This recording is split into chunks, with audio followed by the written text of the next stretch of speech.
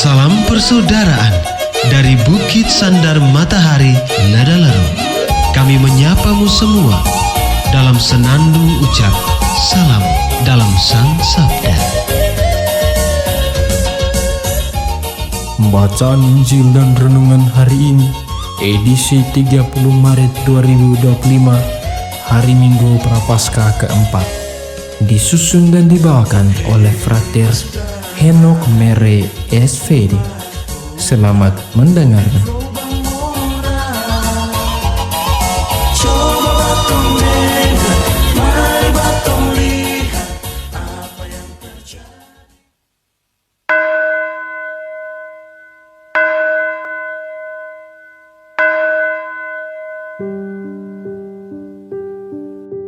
Bacaan dari Injil Lukas bab 15 ayat 1 sampai 3 dilanjutkan ayat 11 sampai 32. Para pemungut cukai dan orang-orang berdosa biasa datang kepada Yesus untuk mendengarkan Dia. Maka bersungut-sungutlah orang-orang Farisi dan ahli-ahli Taurat, katanya, Ia menerima orang-orang berdosa dan makan bersama-sama dengan mereka. Maka Yesus menyampaikan perumpamaan ini kepada mereka. Ada seorang mempunyai 2 anak laki-laki. Kata yang bungsu kepada ayahnya, "Bapa, berikanlah kepadaku bagian harta milik kita yang menjadi hakku." Lalu ayahnya membagi-bagi harta kekayaan itu di antara mereka. Beberapa hari kemudian, anak bungsu itu menjual seluruh bagiannya itu, lalu pergi ke negeri yang jauh. Di sana, ia memboroskan harta miliknya itu dengan hidup berfoya-foya. Setelah dihabiskannya harta miliknya, timbullah bencana kelaparan di negeri itu, dan ia pun mulai melarat. Lalu ia pergi dan bekerja pada seorang majikan di negeri itu. Orang itu menyuruhnya ke ladang untuk menjaga babi. Lalu ia ingin mengisi perutnya dengan ampas yang menjadi makanan babi itu, tetapi tidak seorang pun memberikannya kepadanya. Lalu ia menyadari keadaannya, katanya, "Betapa banyak orang upahan Bapakku yang berlimpah-limpah makanannya, tetapi aku di sini mati kelaparan. Aku akan bangkit dan pergi kepada Bapakku dan berkata kepadanya, Bapa, aku telah berdosa terhadap surga dan terhadap Bapa. Aku tidak layak lagi disebut anak Bapa. Jadikanlah aku sebagai salah seorang upahan Bapa." Maka bangkitlah ia dan pergi kepada bapanya. Ketika ia masih jauh, ayahnya telah melihat dia, lalu tergeraklah hatinya oleh belas kasihan. Ayahnya itu berlari mendapatkan dia, lalu merangkul dan mencium dia. Kata anak itu kepadanya, "Bapa, aku telah berdosa terhadap surga dan terhadap Bapa. Aku tidak layak lagi disebut anak Bapa." Tetapi ayah itu berkata kepada hamba-hambanya, "Lekaslah bawa kemari jubah yang terbaik, kenakanlah kepadanya. Pasanglah cincin pada jarinya dan sepatu pada kakinya. Dan ambillah anak lembu tambun itu, sembelihlah dia, dan marilah kita makan dan bersukacita. Sebab anakku ini telah mati dan menjadi hidup kembali, ia telah hilang dan didapat kembali." Maka mulailah mereka bersukaria. Tetapi anaknya yang sulung sedang berada di ladang. Ketika pulang dan dekat ke rumah, ia mendengar bunyi seruling dan nyanyian tari-tarian. Lalu ia memanggil salah seorang hamba dan bertanya kepadanya, apa arti semuanya itu? Jawab hamba itu, adikmu telah kembali dan ayahmu telah menyembelih anak lembu tambun karena ia mendapatkan kembali anak itu dengan selamat. Maka marahlah anak sulung itu dan ia tidak mau masuk. Lalu ayahnya keluar dan berbicara dengan dia.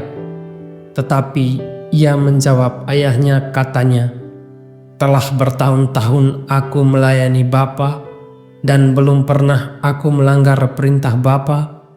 Tetapi kepadaku belum pernah Bapa memberikan seekor anak kambing pun untuk bersukacita dengan sahabat-sahabatku. Tetapi baru saja datang anak Bapa yang telah memboroskan harta kekayaan Bapa bersama dengan pelacur-pelacur, maka Bapa menyembelih anak lembu tambun itu untuk dia. Kata ayahnya kepadanya, anakku, engkau selalu bersama-sama dengan aku dan segala kepunyaanku adalah kepunyaanmu. Kita patut bersukacita dan bergembira karena adikmu telah mati dan menjadi hidup kembali, ia telah hilang dan didapat kembali. Demikianlah sabda Tuhan, terpujilah Kristus.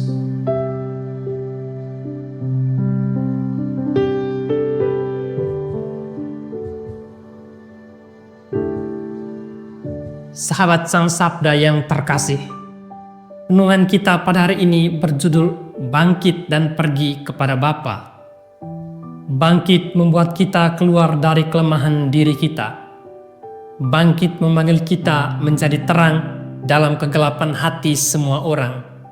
Bangkit membuat kita tampak semangat dalam menggapai harapan-harapan nyata kita. Dan bangkit menjadikan kita lebih yakin bahwa Allah senantiasa merangkul kita untuk selalu kembali ke dalam pelukannya. Sahabat Sang Sabda yang terkasih, bacaan Injil hari ini berbicara tentang anak bungsu yang bangkit dari jurang dosanya dan kembali pergi kepada ayahnya. Si ayah memiliki harta milik yang melimpah, dan ketika si bungsu meminta harta warisan mereka, si ayah pun membagikannya. Menurut kebiasaan masyarakat Yahudi, warisan akan jatuh kepada anak-anaknya ketika ayahnya meninggal. Meminta hak warisan selama orang tua masih hidup merupakan tindakan yang tidak wajar. Hal itu tidak dibenarkan, malah dianggap kurang ajar. Dengan meminta hak milik, sama saja ia mengharapkan ayahnya segera meninggal. Lalu si bungsu pergi menjual seluruh harta yang menjadi haknya dan bereforia dengan teman-temannya. Dalam kesenangannya itu, akhirnya ia pun melarat. Karena itu, ia pergi kepada si ayah dan berharap bahwa keadaannya akan membaik, meskipun sebagai upahan di rumah ayahnya sendiri. Kita melihat bahwa keadaan berlawanan ketika ia pergi dari rumah dengan membawa banyak uang. Sekarang ia datang sebagai orang yang tidak memiliki apa-apa. Sekembalinya si bungsu ke rumah ayahnya, ia disambut dengan sangat baik oleh ayahnya. Ayahnya mengadakan pesta besar untuk kepulangannya, meskipun anak sulung menentang sikap baik si ayah. Sahabat Sang Sabda yang terkasih, perumpamaan anak yang hilang harus dibaca dengan memperhatikan relasi Yesus, orang berdosa, orang Farisi, dan para ahli Taurat. Orang-orang berdosa datang kepada Yesus untuk mendengarkan Dia, tetapi orang-orang Farisi bersungut-sungut.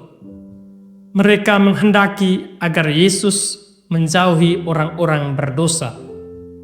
Sikap ayah itu menggambarkan sikap Allah dalam diri Yesus sendiri. Ia akan merasa sedih bila kita meninggalkannya. Namun, ia senantiasa gembira jikalau orang bangkit dan sadar akan dosanya dan kembali kepadanya.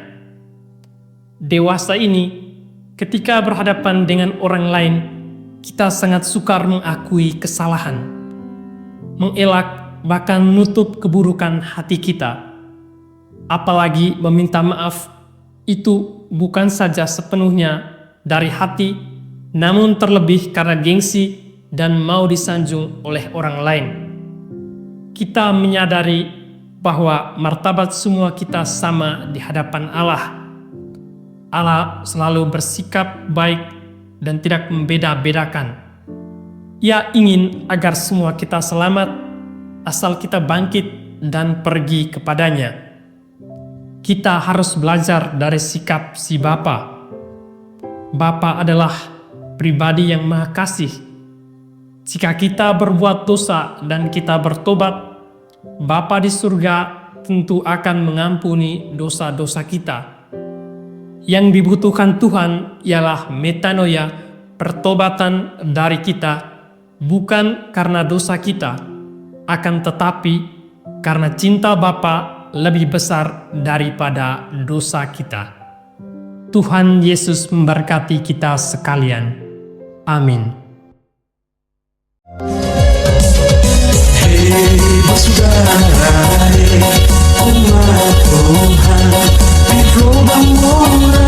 Sahabat-sahabat pencinta Sang Sabda, kita baru saja mendengar bacaan Injil dan renungan edisi hari ini. Sampai jumpa kembali pada edisi berikut. Terima kasih kepada Divisi Kerohanian website Seminari Tinggi Santo Paulus Nedalero. Semoga Sang Sabda menjiwai seluruh pengalaman hidup kita hari ini. Tuhan memberkati kita sekalian. Amin. Dalam satu hati, di dalam kasih Yesus.